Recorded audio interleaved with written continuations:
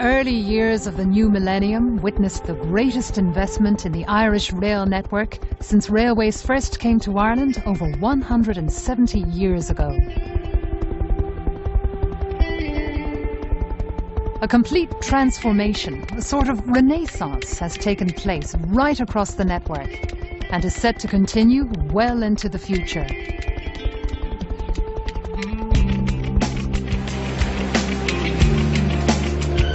New tracks, trains, stations, signalling, rolling stock, all have undergone a massive overhaul, bringing the railways out of decades of neglect and into line with 21st century expectations. An idea that the early pioneers of railways could only have dreamed of. In a way, railways are becoming fashionable again.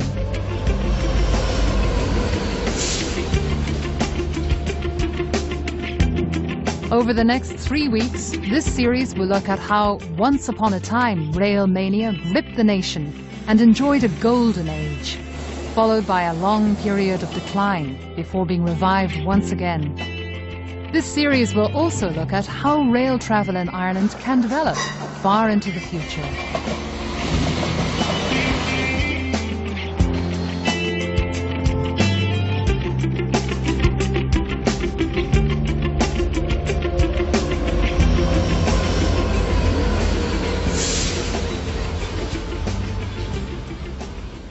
Railways in Ireland have been around for a very long time, almost 180 years.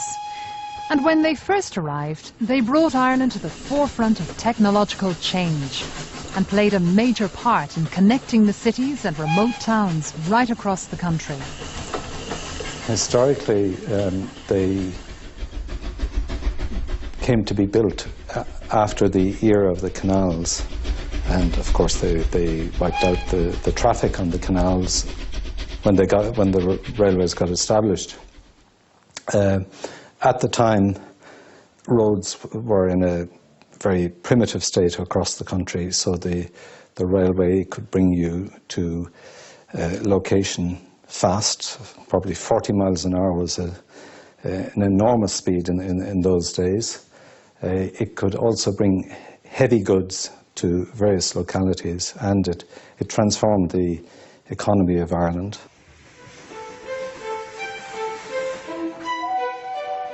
Can you imagine it in rural Ireland with huge organisations of men digging the earth, creating tunnels, creating viaducts? Just the very infrastructure itself was unimaginable across rural Ireland. And then the train puffing smoke and steam, and the noise, and travelling at an unimaginable speed. It must have been like, I don't know what, the Sputnik or the first airplanes. It must have been even more than that. Having once enjoyed a golden age, railways then entered a long period of decline and underinvestment. But today, a revival is being championed once again. I mean, we've had railways in Ireland since 1834, and that's a long, long time. Unfortunately, most of the network is gone. Certainly, the very extensive network that went tentacles stretching all over the country has been whittled down to just the main lines.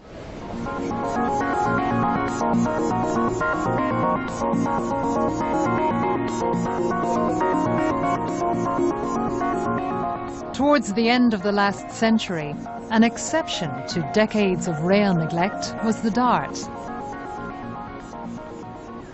As the 8 o'clock Bray to Howth train pulled out of Daly Station in Bray this morning, CIE officials were describing Dart as the most significant development in Irish railways this century. There were many who were quick to predict the failure of this new initiative. But the Dart has been a big success and has proven that when commuters need to get from the suburbs into and out of the city, the train is still their best bet. 5,000 people used the limited service, an increase in passenger traffic of 50%. Because of that, 6 extra trains have been arranged for tomorrow morning. A spokesman said people were voting with their seats. Well, the Dart was very important, I think, in the Dublin context because it was the first electrified rail service that we've had, and in fact it's still the only one. All of the mainline rail services are diesel. They used to be steam, of course, but that was a long time ago. So we have an electric railway line in the Dart, and that carries an awful lot of people into and out of Dublin every day.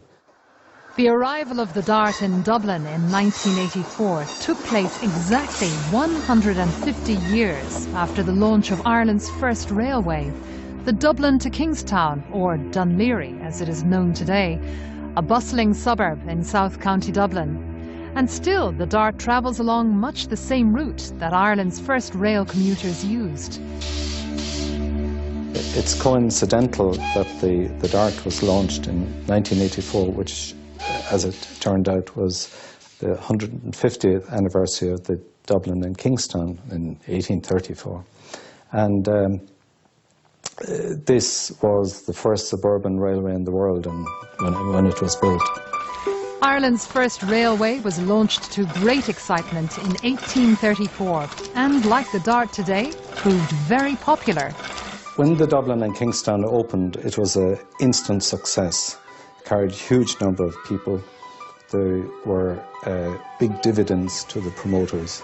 So a kind of railway mania began. Small Ireland was at the cutting edge of railways in those days. Much of the Dublin to Kingstown's early success was due to a sizable resident population that lived along the line. And as the coastal route was developed further and the population continued to increase over successive decades, this evolving population provided a healthy number of passengers for the railway. And this has ensured its survival today.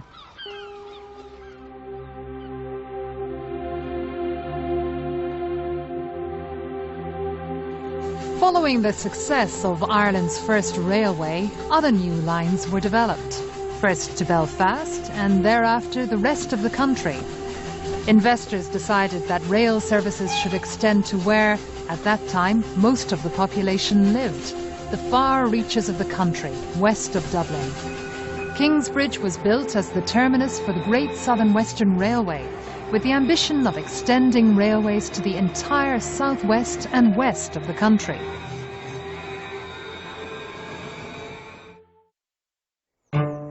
At Lucan in 1845, the first sod was ceremoniously cut by the Duke of Leinster, an event that prompted one bystander to say that he could now die happy, having seen a duke work like a common workman. Thereafter, Ireland's railways began a journey out from Dublin to the rest of the country that was to have a profound effect on people and communities across the land. By the mid-1860s, Dublin was effectively connected to most cities and towns across the country.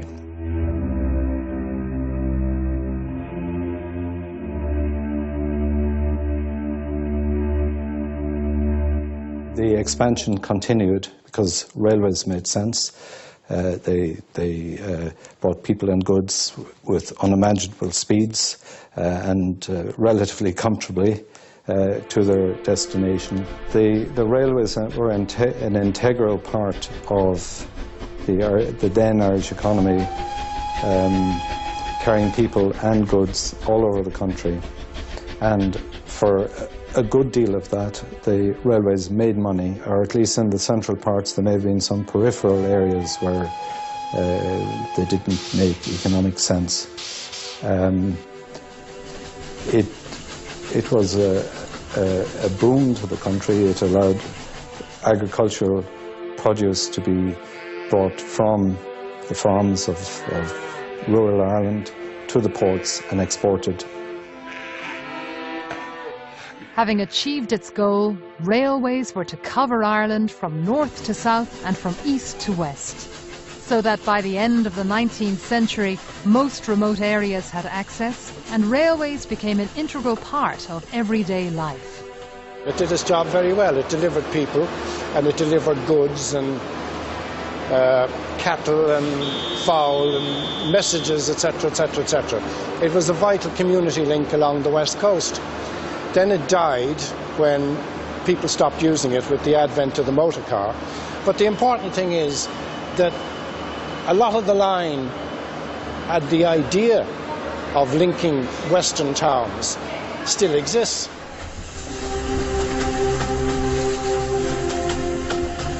The golden age of the railway continued up to just about the First World War. The effects of the First World War were decisive on the railways all over the world, as it happens, because the internal combustion engine was developed to a new level of sophistication.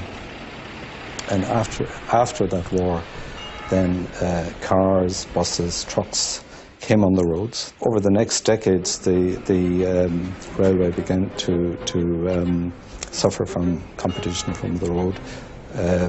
In Ireland, the railways began to lose money, quite apart from the effect of the Civil War in 1922-23, when lots of the railway was blown up, hundreds of bridges, trains were derailed, stations were destroyed.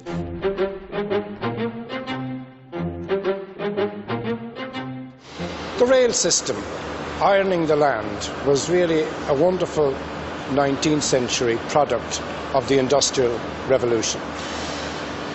And to be able to deliver thousands of people in a straight line from A to B, it was quite revolutionary in its day.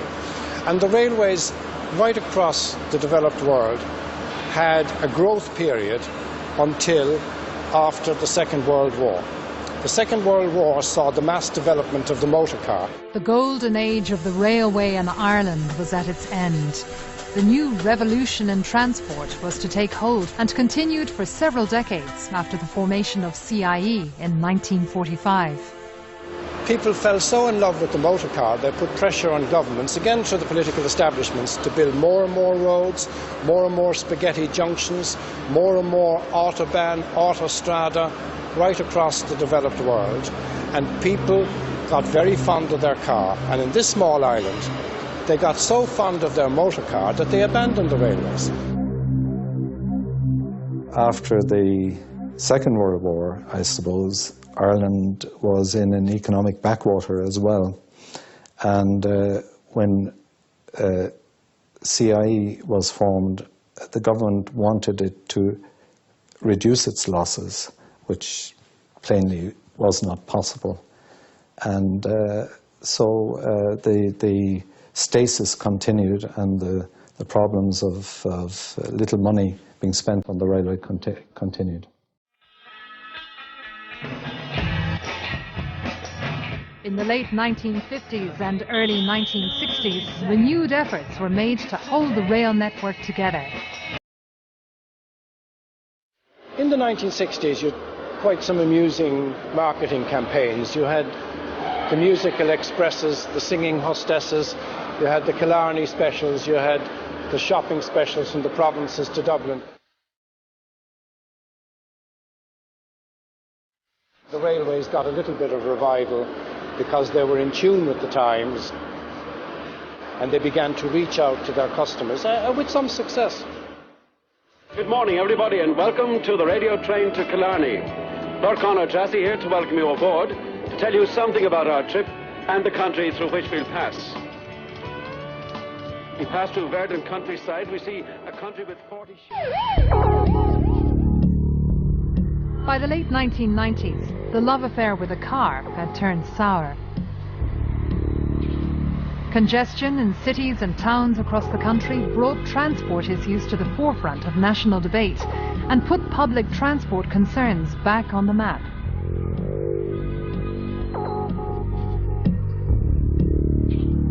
Ireland's road infrastructure, always favoured over rail, was also lagging well behind that of Europe.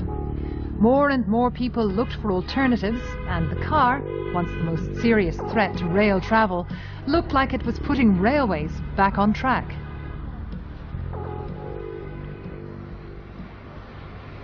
The defect that in terms of public policy, road versus rail, has been there for a long, long time.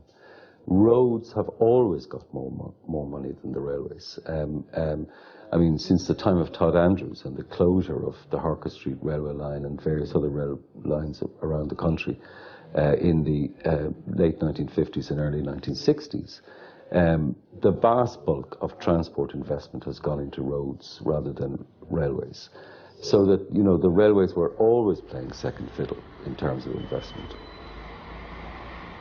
So a very stark choice faced the government in 1997 that they just had to invest in at least improving safety, if not speed, on the rail network. The railways, which had suffered 5 decades of neglect with little or no investment, put their case to government. I suppose the commuter services are the most important, particularly in Dublin, because they carry, you know, large numbers of people to and from their places of work. And we are living in a very sprawled city. So that means that, you know, commuting, long-distance commuting has become part of the lives of an awful lot of people, where you have a commuter belt that stretches out, you know, up to 100 kilometres. So rail obviously has a major role in that. Even though the vast majority of people still commute by car, it is really important that a rail service is provided as an alternative. The success of the DART and some newly refurbished intercity services showed that travel-weary commuters would consider alternatives and that the railway could be an attractive option to road transport. Many commuters started to consider rail to avoid hours of gridlock. The creation of the DART gave a fillip to the morale of the railway managerial culture. I mean, they showed that they could create a completely new commuter system and do it well, and in fact is well established by now. There were the naysayers, there were the people who said, this will never work, nobody will take it up, they won't get out of their motor cars. Well, it proved once again, if you offer people an efficient, comfortable service, they will do it, they will take it up.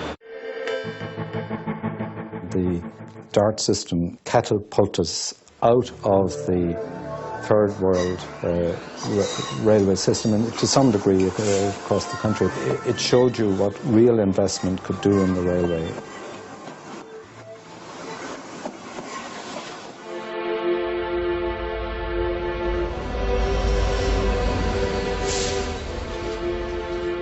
The newly launched Enterprise service, running between Dublin and Belfast, became another success story. But the DART and the Enterprise were exceptions.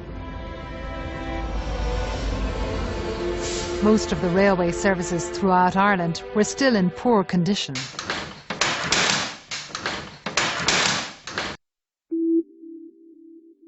Throughout the 80s and 90s, little or no investment went into Ireland's railways, resulting in a serious deterioration of track, signalling, rolling stock and standards of service.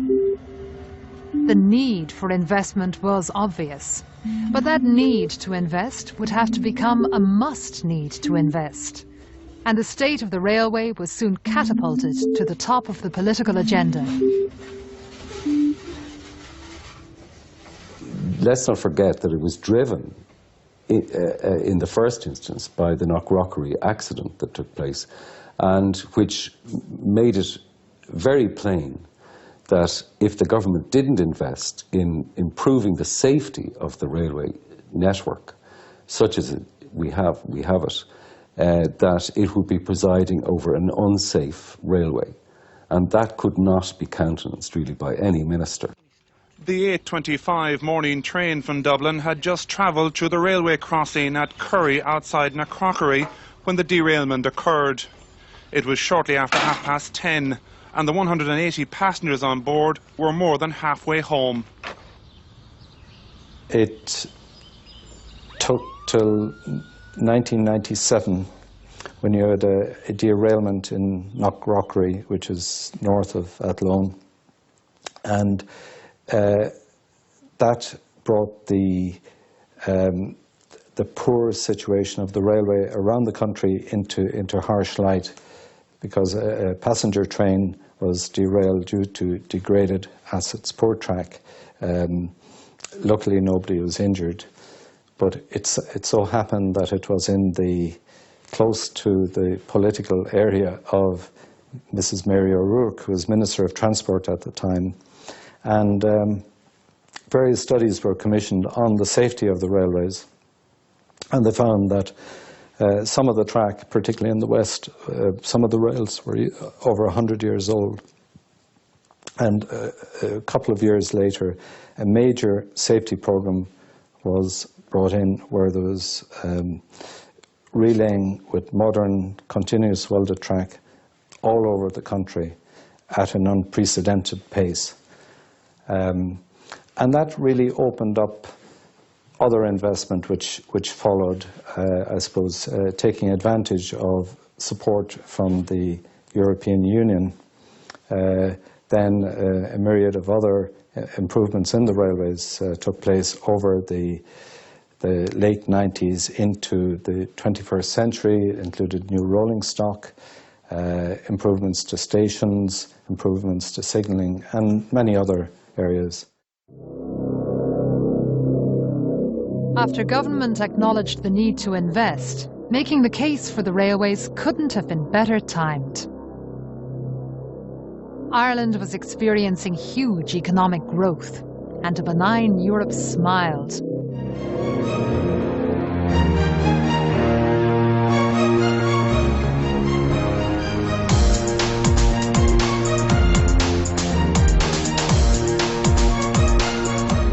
No one could have predicted the economic turnaround. Ireland was becoming affluent.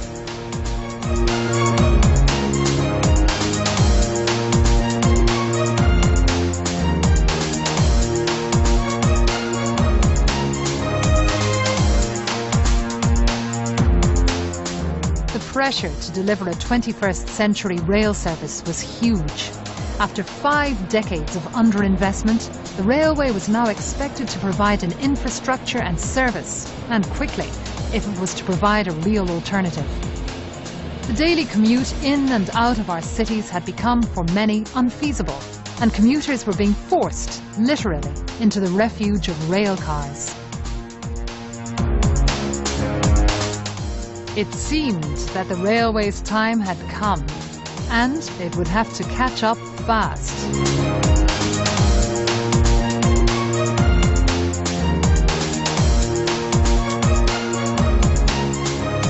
On next week's programme, we look at the growth of Ireland's railways during the economy's boom years and how railways responded to the pressures of prosperity.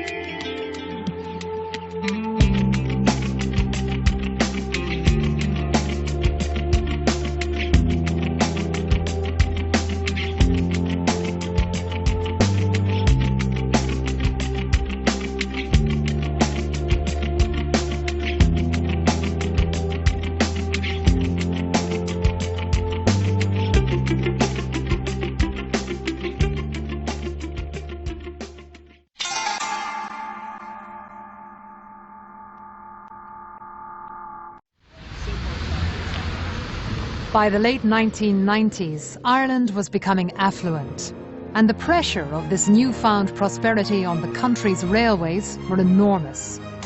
Railways, which had suffered decades of neglect, were expected to deliver quality services to commuters, many of whom were struggling with a daily commute on the roads. But Ireland's railway was catching up, and now the motor car, which, ironically, had once caused the decline of the railway, was helping it to get back on track. Both road and rail were about to enter a period of dramatic change.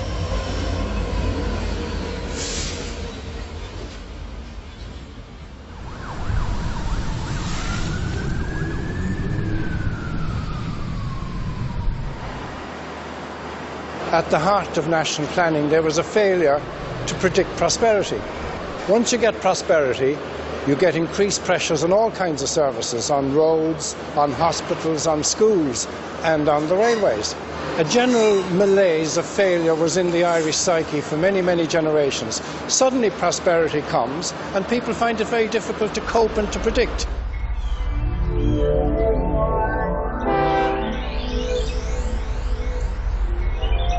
While government realised the need to invest in railways and made a commitment to do so, it was apparent that the road lobby were destined to receive the tiger share of the investment, and that railways once again would have another bridge to cross.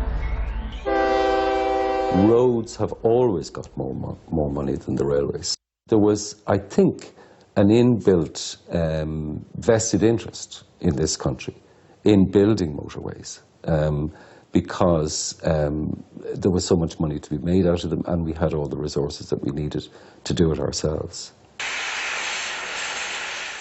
And so the much-promised transformation of rail infrastructure from the ground up had begun.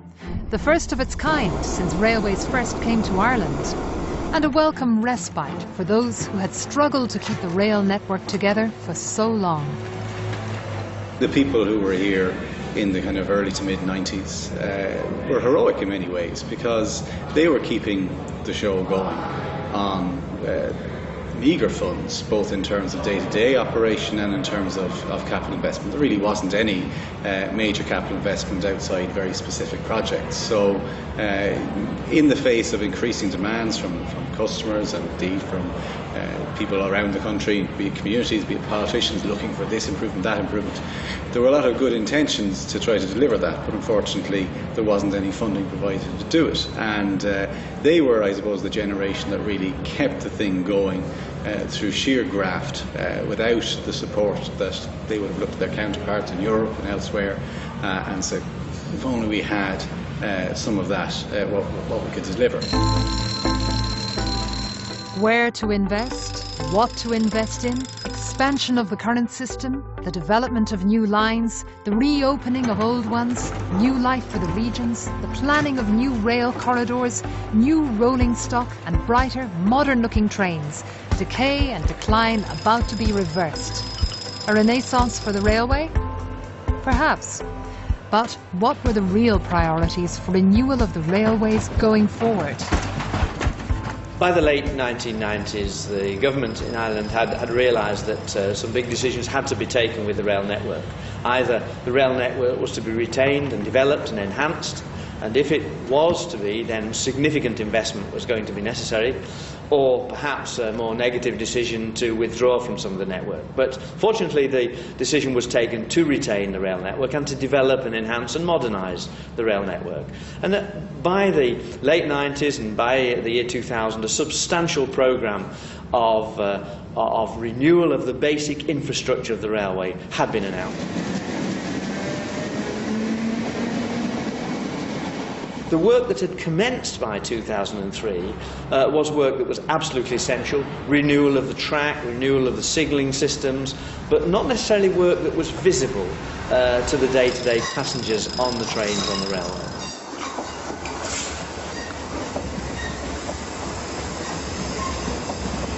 We needed new trains, we needed to enhance our stations, we needed to improve the accessibility of our network.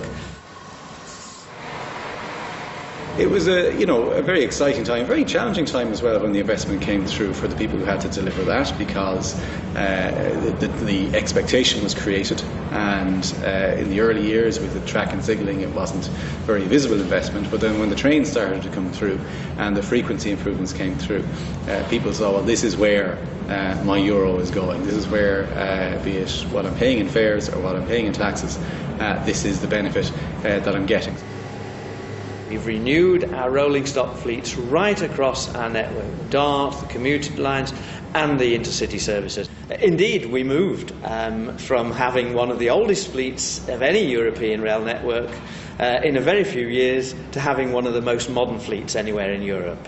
And it was a great opportunity for us to demonstrate to people that our railway was going through a real resurgence, a renaissance of the rail, which would bring people back to using the rail on a regular basis. We will shortly be arriving at Port. You've got a fleet of trains that are absolutely fit for purpose, that are, really of a good quality standard on board in terms of comfort. I mean, you've got then things like the frequency, the hourly service.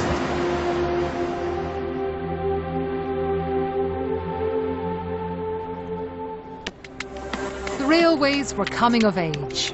Investment was flowing, and the much-promised transformation had begun. The first of its kind in over a century. An opportunity to reconnect Ireland's towns, cities, and to address some of the transport imbalance that had existed for too long.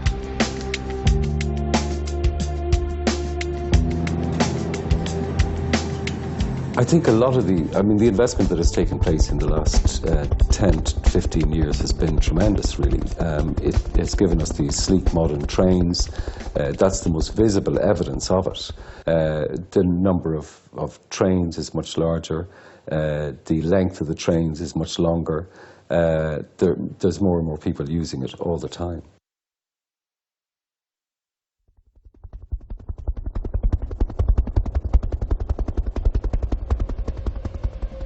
Outside of Dublin, Cork, the capital of the south, remains the most viable route serving both cities.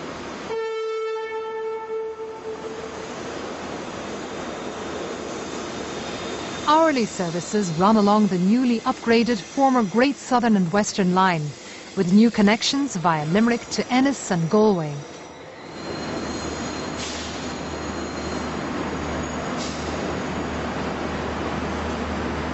Cork also has commuter services to and from Mallow and spur lines feeding out to Cove and a new line to Middleton.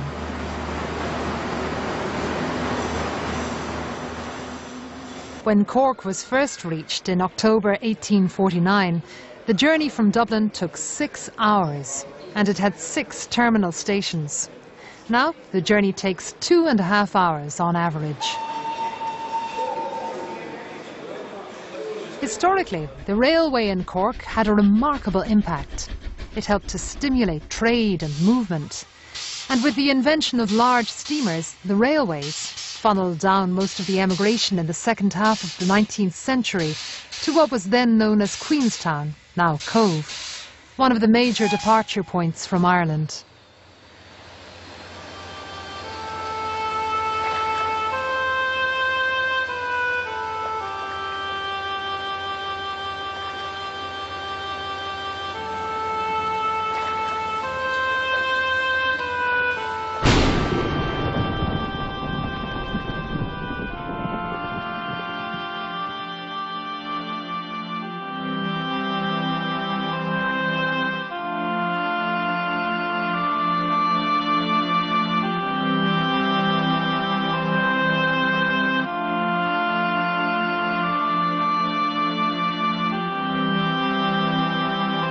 Had it not been for the railways, many thousands would arguably have died of starvation at home and wouldn't have made it to the New World. Had it not been for the Industrial Revolution, they might not have had the ships to take them there or made new lives in industrialized America.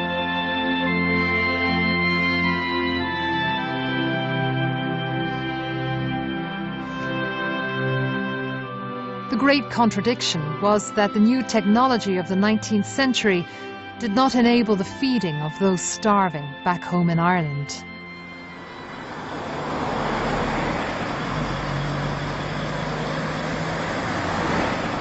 But railways alone cannot develop economies. Railways can only facilitate development as long as other inputs for local industry are already in place.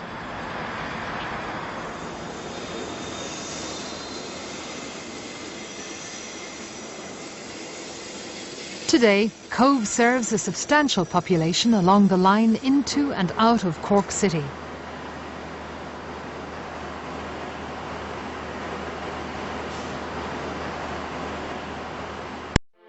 After Cork was reached in the latter part of the 19th century, the next big destination was to the capital of Connacht, to forge a railway through the Midlands to Athlone and across the Shannon to Athenry and Galway.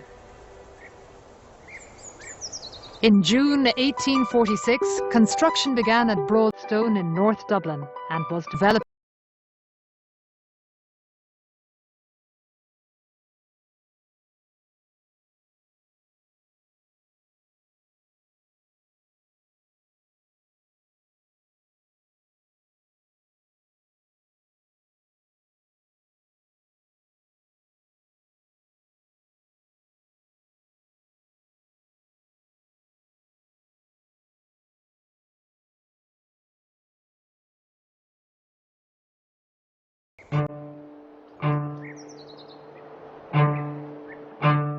The line to Athlone was completed ahead of schedule in 1847.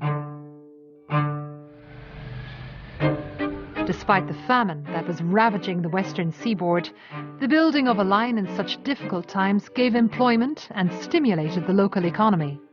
This led to a boom for the livestock industry in the Midlands.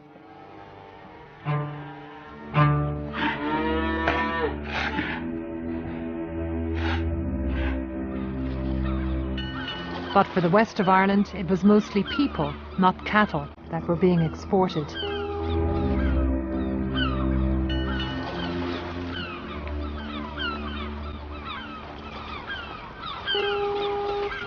But despite the famine and the difficult economic times, the investors in the new railway presented an image of unshakable.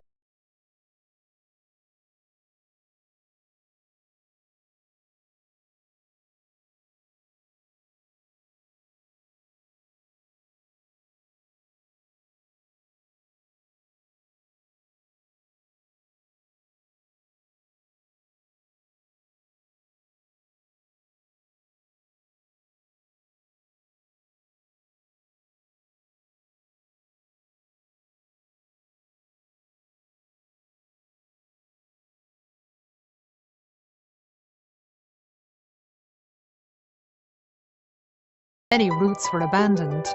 A century later, during the 1950s, Ireland suffered a fresh wave of emigration, and the population was reduced again.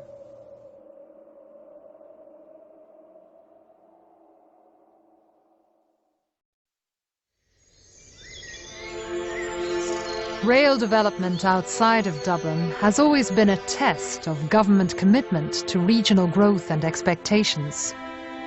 The once vibrant Western Rail corridor from Limerick to Sligo provided a passenger, mail and freight service between regional cities and towns and to outlying areas along the Atlantic coast. Are you right? The West Clare Railway became legendary, as you know, because of a song. And it was a different time. It was a different era in this country, and Percy French wrote a song which eventually killed the railway, some people said, because it wasn't regarded as a means of transport anymore. It was regarded as a comical experience to travel on it. But nonetheless, it did its job, and it did its job very well. It was a vital community link along the west coast.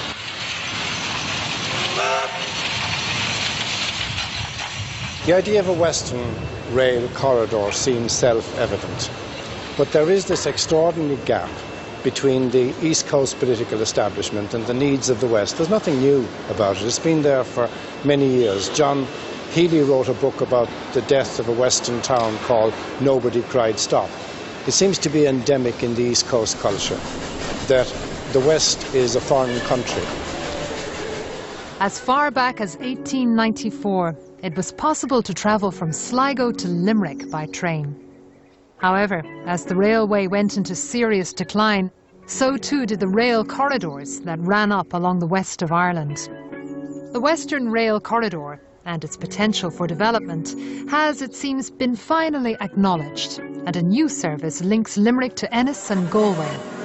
But so far, the numbers using the service have been less than predicted. Éireann Road Éireann has not done itself a huge favour in terms of the service that is already being provided between Ennis and Athenry. I mean, train speeds are slow. You could easily beat the train on the bus or in a car, and and passenger numbers as a result have been much lower than expected. The figures for the first year are around 250,000 people used the Limerick to Galway service. That's not enough, but I would argue that what we have at the minute is half of the Western Rail Corridor. Until such time as the next phase, which would bring it to Tuam, is in place, you will not see the real advantages in Galway until such time as on the existing phase you have the station in Oranmore in particular, which is a huge commuting area. You will, I think, see a huge upsurge in people who will avoid all of the roundabouts or want to avoid all of the roundabouts coming into Galway, who can get a train service that brings them right into the middle of Eyre Square. And once that starts early enough in the morning and finishes late enough in the evening, I think you're going to see a huge growth in numbers by that alone.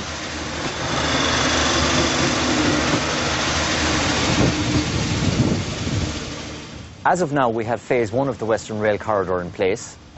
We have succeeded in connecting Galway and Limerick. Obviously, the next phases of the Western Rail Corridor will be very important in terms of the whole regional development issue. We have had a national spatial strategy in Ireland now for quite some number of years. We have had the notion of balanced regional development, and we've had the notion of front-loading infrastructure. To a certain extent, these have all been widely supported concepts, but they've only been given lip service. And the test now will be for the government to follow through on the work that has been done here and to build their corridor to Tuam and to Claremorris in the next instance. There is a difference between running an economy and a country. And on an economy, you have to justify the figures. This is about running a country. It's about a spatial strategy. It's about connectivity for the West the same as for the East. Not everything comes down to pounds, shillings and pence. I accept there has to be an economic argument. I would argue there is an economic case to be made for a rail corridor up through the west of Ireland. But we will only know that when it's put back in place. For too long, there has been a perception in Ireland that the railway company and the railways are a drag on the economy, or that the subvention, as it's called, that's given to railways is in some way something foolish. Nothing could be further from the truth. In actual fact, it behoves any developing democratic country to support the notion of public transport and to invest taxpayers' money in public transport. And even if public transport requires a subvention, I contend that that's what people pay their taxes for. We pay our taxes so that we can have these services. Politicians react to numbers. If there's a groundswell out there that wants this, and if Western Track and all of the other proponents of this want to make this happen, they need to get more public opinion and more backing behind them. It's part of the education of the public generally to use public transport, but in this particular case, it's to show that the demand is there, that people are willing to use this. And it's very important that we look not at the present, but at the future. We're talking about 10, 20, 30, 50 years' time. And I contend that when this railway is open to Claremorris and ultimately to Sligo, that people will look back and say, is it possible that there were people who could not see that this was a sensible thing to do?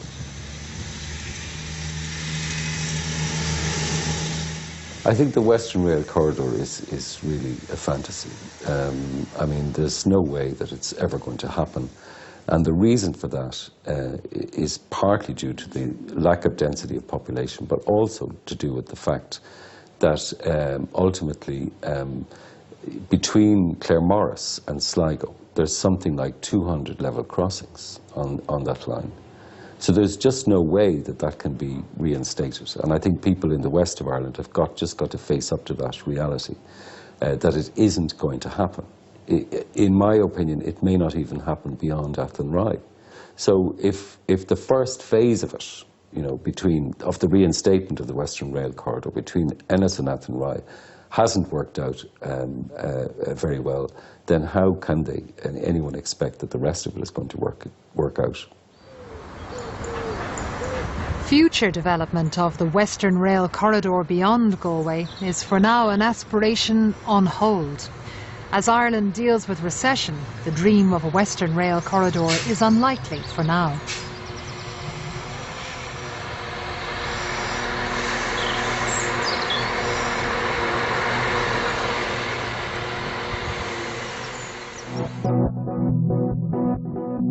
Next week, we look at some of the big spend rail projects under consideration, currently on hold due to recession. Projects such as line speed improvements, Dart Underground, Metro North, and a Dart link to Dublin Airport. All of which could further transform the future of rail travel in Ireland.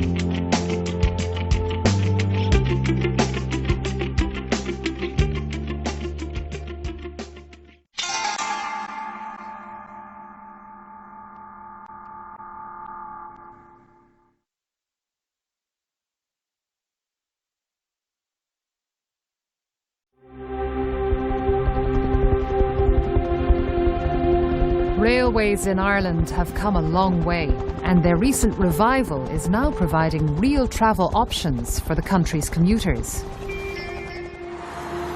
Of course, the quality of road transport has improved dramatically too.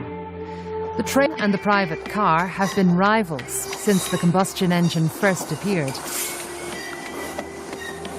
So, perhaps it's now time to leave that rivalry behind and to consider instead a more holistic view of Ireland's transport needs.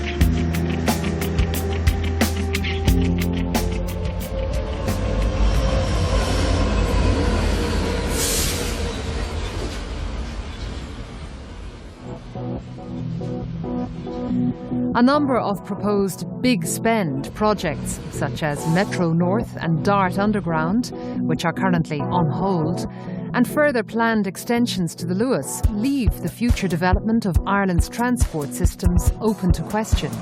What's important, however, is that the country continues to invest in its public transport structure, so that if the economy does eventually improve, Ireland can provide genuine public transport alternatives and not be over-dependent on its roads.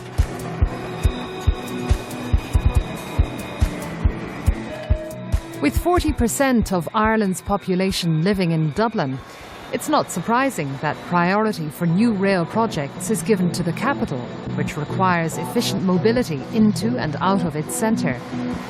One such project, the recently completed Kildare Route project, is already impacting on intercity journey times and commuter efficiencies into and out of Dublin. The Kildare Route project is essentially an increase in track capacity between Hazelhack Station and Cherry Orchard, a distance of some 12 to 13 kilometres. Prior to the project, there was a double line, one the up line into Dublin and the down line out of Dublin. And the Kildare Route project delivered a doubling of that track capacity. So we now have 2 lines into Dublin and 2 lines out of Dublin.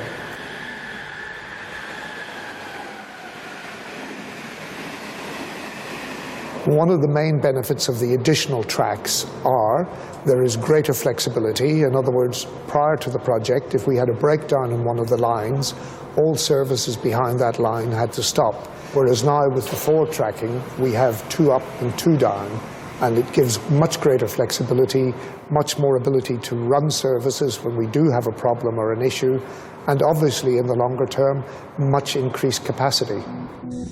The Kildare Route project is also helping to ease line congestion into Dublin. But much more is required if intercity journey times are to be reduced and railways can persuade commuters to leave their cars.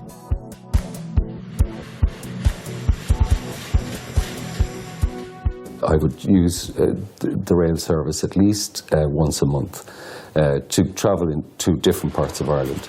I mean, the trains look better, but they don't run fast enough. I mean, that's the basic problem. And they're being outbid, really, by the motorways at this stage, and people are making those choices on a daily basis. And unless train speeds can improve, the situation will only deteriorate over time. People can make journeys by private car now much quicker, in complete safety on the motorways than they used to be able to do. So we've got to improve our competitive edge. We have got to make our intercity journey times quicker. The new trains we purchased have good high-speed potential, but we need to reduce some of the places where our track is speed restricted. There are a number of places across the state where where the train can't travel at its full potential because the track is speed restricted for various reasons, and we need to carry out further infrastructure work to get over that. We're determined to do that. We're determined to ensure that you can get by train to and from the capital, from any of the major cities of the state within about 2 hours, and that'll be a good target, I believe, to give us a competitive edge again over the private car. Perhaps the greatest symbol, if not the only symbol we have of the Celtic Tiger era, is the new Galway to Dublin motorway, which means that you get from one end to the other in 2 hours. That obviously has repercussions for public transport, because if you can get there quicker by road, it disincentivises the need for public transport, or the desire to take public transport. But it's to emphasise, I guess, the facilities that are there, the fact that you get work done, the fact that you can have something to eat, the fact the comfort and the lack of stress from being on public transport, that is the key to all of this. It's one of the difficulties I would have with taking a train. I have 2 children, I'm married with 2 children. The price for 4 people, 2 adults and 2 children, to go on a train makes it cheaper for me to go by car. If I'm going on my own, I would use the train on a very regular basis, because that makes economic sense. So you must make it as price competitive as you possibly can. If we can get that message across, the combination of having a service on your doorstep, having a competitive price service on your doorstep, and having the possibility of getting tax back as a result of using a competitive service on your doorstep, all of those things together make this work.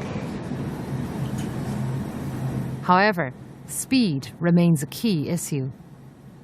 Well, I think that Iarnród there have put forward a very valid case to spend, I think, 275 million, a relatively modest sum, which is less than a third of the cost of the M3 motorway between Blanchardstown and the outskirts of Kells, to improve train speeds. And that would be I think, the single most important investment that could be made at this stage.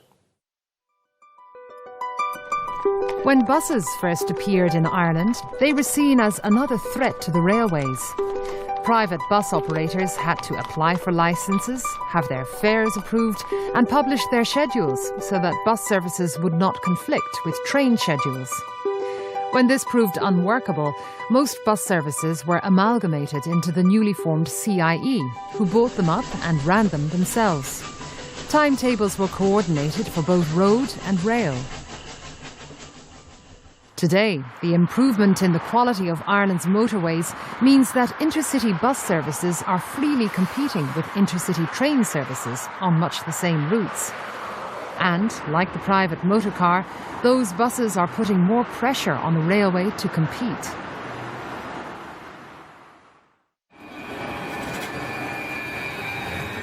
Luas, Dublin's modern urban tram system, provides a link from the city's outer suburbs into its centre.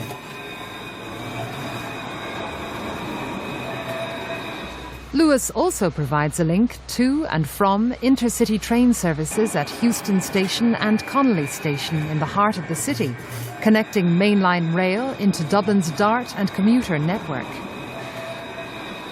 Luas is set to expand its service to Broombridge in North Dublin and may yet provide an interchange with suburban rail, bus and future projects such as Metro North and Dart Underground.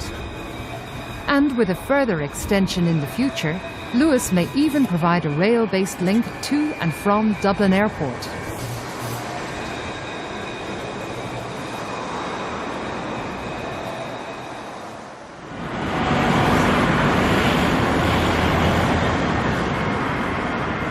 Unlike most other capital cities across Europe, Dublin's airport is still without a mainline or suburban rail link into the central rail commuter network. One might think that a major catchment area, almost the size of a small city, handling in the region of 19 million passengers a year, would be prioritised for such a service. The thing that has never been considered and ought to be is the possibility of diverting the Dublin-Belfast railway line through the airport, because that would not only free up the northern line to Balbriggan and so on, and Drogheda for commuter trains, and take away that conflict that exists at the moment between the enterprise service to Belfast and the commuter services. But it would also provide a rail link to the airport from the city centre. And it would also facilitate an awful lot of people in Belfast who use Dublin Airport. I think the problem with this one is one of cost. You're creating a very substantial piece of new railway infrastructure that costs money, but also south of the airport, you're coming through the northern suburbs, and that would involve substantial tunnelling. Now that line would also meet up with the Minute line, and that's the way it would access the city centre. And there were always concerns, well, that there would be conflicts there in terms of capacity and so on as well. So primarily on cost grounds, I think that has not really progressed as a project. Another of those proposed big spend projects, Metro North, could potentially make a link between Dublin city centre and North Dublin via the airport. Most capital cities do have some sort of rail access from the airport, and providing that to the tourist and foreign traveller, I think, is a huge benefit of Metro North. Metro North is providing a link between North County Dublin, effectively from Swords, via the airport, to the city centre, and it links up there with the Lewis Green line at Stephen's Green. So it's providing, if you like, benefits for the more long-distance commuter from North County Dublin, airport users, and then for commuters in the northern inner city area. But I suppose another key benefit of Metro North is access to the airport. And if you think of the airport as a major generator of economic activity, not only in terms of the employment there, I think in the environs of the airport, the employment may be about 12,000 people at the moment. But the sheer volume of passengers moving through the airport, now at perhaps I think around 19 million or so. And that's not to mention all the, if you like, the other people who use the airport to meet and greet relatives and all of that sort of thing. So if you look at the airport, you have to say it's like a fairly large-sized town in the Irish context. And surely that should be linked, into the transport system in a more substantial way than it is at the moment. Whether in the short term through a Dart-based link or in the long term through Metro North. We know for a fact that the foreign tourists or foreign travellers coming into a strange airport are much more likely to take a rail-based mode of travel than a bus-based mode or a taxi mode. That has been proven the world over. But whatever rail-based connection succeeds in linking the airport to the city and suburbs, Metro North has had much criticism. Metro North was the daftest project to emerge during the boom period. It was superficially saleable in the sense that it seemed to suggest that Dublin was going to have a metro, like so many other cities do. And yes, of course, you know, it's wonderful to be able to travel around on the Paris Metro or the London Underground or the New York City subway or whatever. But, you know, Dublin is a sprawl city. Metro North would not have done anything to serve the sprawl city that we have. It would have involved providing a rail link between St. Stephen's Green and somewhere to the north of Swords, a distance of about 16.5 kilometres, for something of the order of 4 billion, and effectively would have amounted to simply putting a Lewis line underground for a lot of that length. I think 10 kilometres of the 16 or 17 kilometres of the line was underground. So, you know, to me it didn't make any sense. Plus the cost of installing it in terms of its impact in the centre of Dublin would have been horrific, and I think would have been completely unacceptable to the public if they understood the consequences, which would have included the turning of the entire northwestern quadrant of St. Stephen's Green into a huge hole in the ground. Would have involved removing all of the statues and monuments in O'Connell Street, and, you know, taking them down and putting them back up again, and so on and so forth.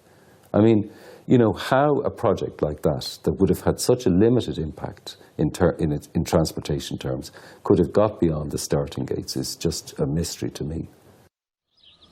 In the absence of either a main line or metro link, a proposal to connect Dublin Airport by rail into the existing DART network at Clongriffin Station in North Dublin is being considered as a low-cost solution.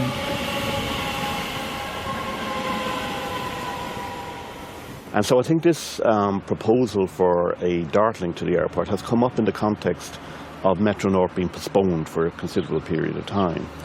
And against that background, it looks like a very attractive project to me, in the sense that it's providing a link to the existing DART system, and through that, to a wider network, for a very low level of capital costs. I think it's been estimated to be of the order of 200 million euros or so. And the reason for that is, of course, that it's connecting the existing DART line to the airport through what essentially is a greenfield situation. So the cost of construction and so on are likely to be low. I think the other, obviously, the other benefit in relation to it is simple access from the domestic population to the airport via a public transport link, a fixed public transport link. Ongoing improvements to rail transport provides the country with genuine travel alternatives. But there remains a missing link in the jigsaw for commuting services, which, when realised, will transform rail transport in the Dublin area.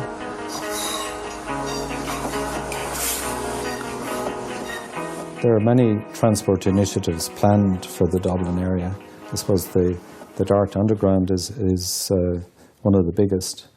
It certainly sounds promising on the basis that it would, in one step, you would be able to increase the DART network by 3 times. DART Underground is regarded by most commentators as the missing piece of Dublin's rail jigsaw. It would, if completed, connect the Cork Intercity line right through to the Northern Intercity line to Belfast. Starting at Inchicore, a twin tunnel, one for each line, will go underground to Heuston Station.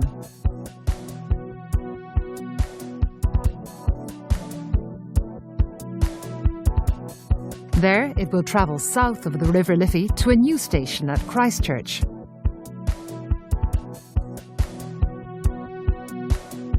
From Christchurch, it will go to St. Stephen's Green, where there will be an interchange with the Lewis and potentially the Metro North system, should that project ever proceed.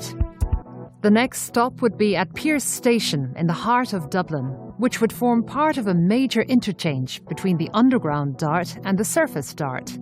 This interchange will allow commuters to come directly into Dublin city centre without having to change transport modes, enabling commuters to connect with the surface or underground DART service.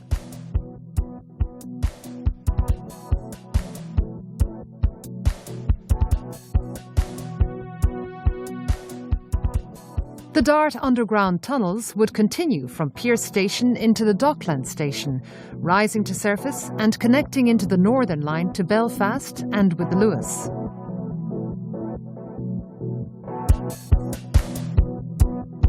People don't like the idea in Ireland of changing trains on their daily commute at the moment because it's the network of now. Whereas if you were in London, you don't think of changing trains because you know how frequent those services are. That's what Dart Underground can give us. It can make it a situation whereas if you are living within the catchment of all of the various lines, that you are brought into this network of high frequency services, and that is really a no-brainer. It's just what you do. It's about giving the city and the region and the country a network the type which that they expect in other cities. We can have that here, and that's what Dart Underground is really about. The Dart Underground project is the most vital piece of infrastructure that's needed in Dublin, because it is the missing link between the existing suburban services, because that would not only alleviate the congestion at Connolly Station, but also knit the train services that we have in Dublin, both the Dart and the ordinary commuter rail services, into a network. And that's something that really should be a priority. The problem is, of course, that we don't have the money to do it now. We may have the money to do it sometime later after we've stopped bailing out the banks.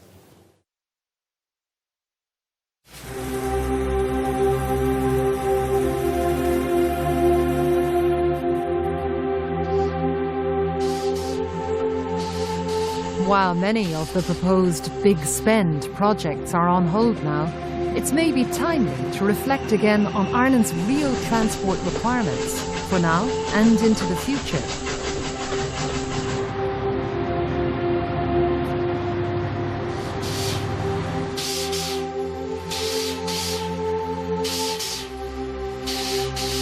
Even the pure economists will tell you that this is the time that you should make investment for two reasons. Firstly, when the good times do return, you're in a position to hit the ground running and take full advantage of that. The second reason is in the bad times, it means that you have employment for people in projects of serious magnitude, and that has to be good for the economy. For Ireland Inc., we need good connections all over the country, and if Dublin is to become a true capital which will attract in multinationals, we need good mobility around the city. When we look at other European countries, such as Finland or Switzerland or any of these countries, we see that it's a priority in all of these countries to have a good quality rail system. Thinking people in every country in the world can see the value of rail, and there are plenty of thinking people in Ireland as well. But there has been a tradition of apologising for railways, which we need to get away from. We need governments to become imaginative. We need governments to be proud of their achievements in rail. And we need them to take on the notion, once and for all, that they are going to promote the concept of railways. I think the Irish public should be happy with their railways. They can travel most parts of the country now on a high-quality train service at pretty good speeds and in comfortable trains, and I believe pretty reliable as well. It has been quite a sea change from how it was 2 decades ago. Today we owe much to those early pioneers who laid the first tracks out to Kingstown over 170 years ago. They were part of something that had a profound impact on Irish life. The latest development of Ireland's railways continues that legacy, proving that good, targeted investment in public transport can have many far-reaching effects for the country and for its travelling public.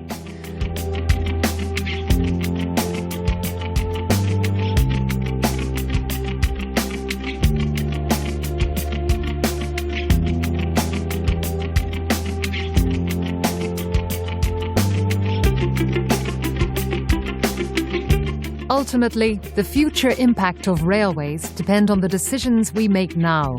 informed by the kind of society we want for generations to come.